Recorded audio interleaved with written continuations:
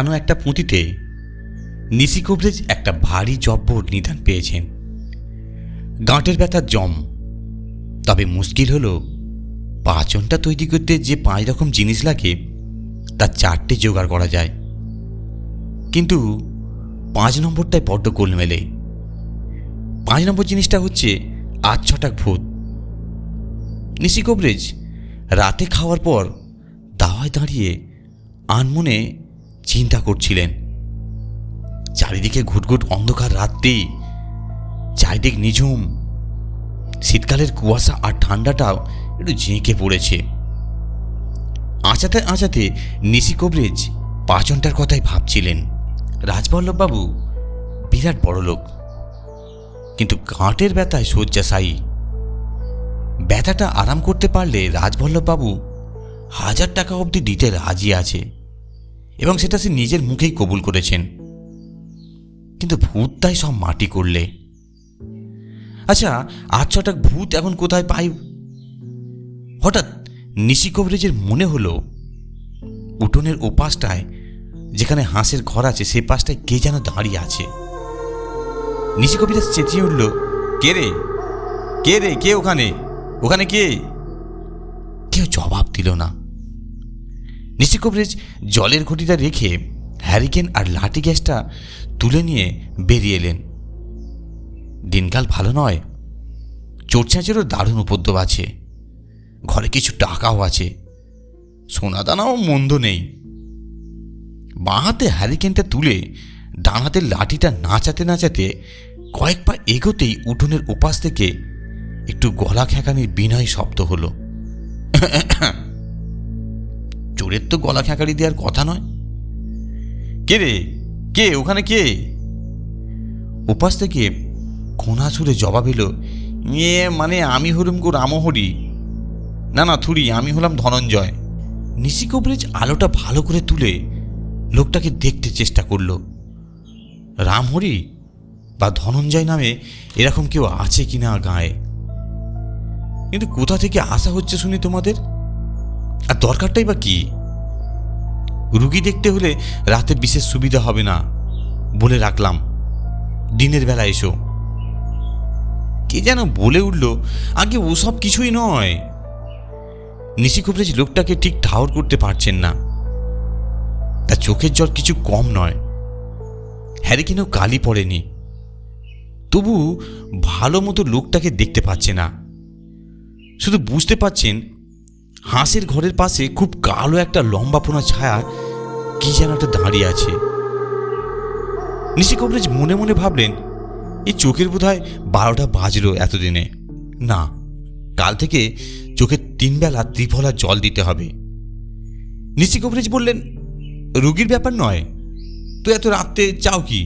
চোট্ট নয় তো বাপু তোমরা? আগে না, চোর ডাকাত হওয়ার উপায়ও নেই কি না? একটা সমস্যা নিয়ে আমার কাছে এসেছিল আগে। তা সমস্যাটা কি? আগে বলে দিতে হবে যে আমি রামহরি না ধনঞ্জয়।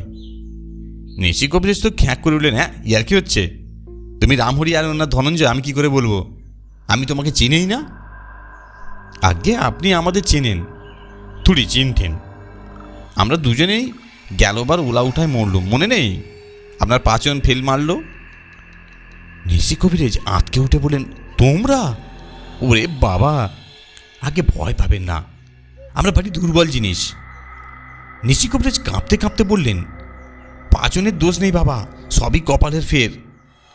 আমাকে তোমরা মাপ করো। আগে সেজন্য আপনাকে আমি দুষতে আসিনি, ভয়ের কিছু নেই আপনার। কিন্তু সমস্যা একটা দেখা দিয়েছে। ভূত হওয়ার পর আমরা সব যেমন ধোঁয়াটে মার্কা হয়ে গেলুম। শরীর টরীর নেই, তবু কি করে যেন আছি। তা আমরা, অর্থাৎ যে কোনো জন, তা বলা মুশকিল খুব।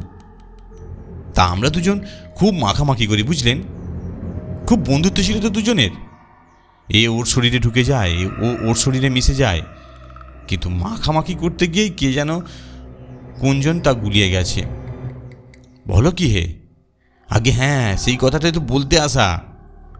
দুজনে প্রায় ঝগড়া লেগে যাচ্ছে। কখনো আমি বলি যে আমি রামহরি, তুই ধনঞ্জয়, আর কখনো ও বলে ও রামহরি, আমি ধনঞ্জয়। নেশি কবরেজ এই শীতেও ঘামছিলেন। হাতের হ্যারিকেন আর লাঠি দুই ঠকঠক করে কাঁপছে, পেটের ভেতর গুটগুট শুরু হয়ে গেছে, মাথা ঘুরছে। কিন্তু হঠাৎ তার মনে পড়ে গেল সেই গাঁটের ব্যথার পাচনটার জন্য আজ ছটাক ভূত লাগবে। নেশি কবরেজ এক গাল হাসলেন। তার হাত পায়ের কাঁপুনি বন্ধ হলো। গলা খ্যাঁকারি দিয়ে বলেন, আর বেশি কথা কি?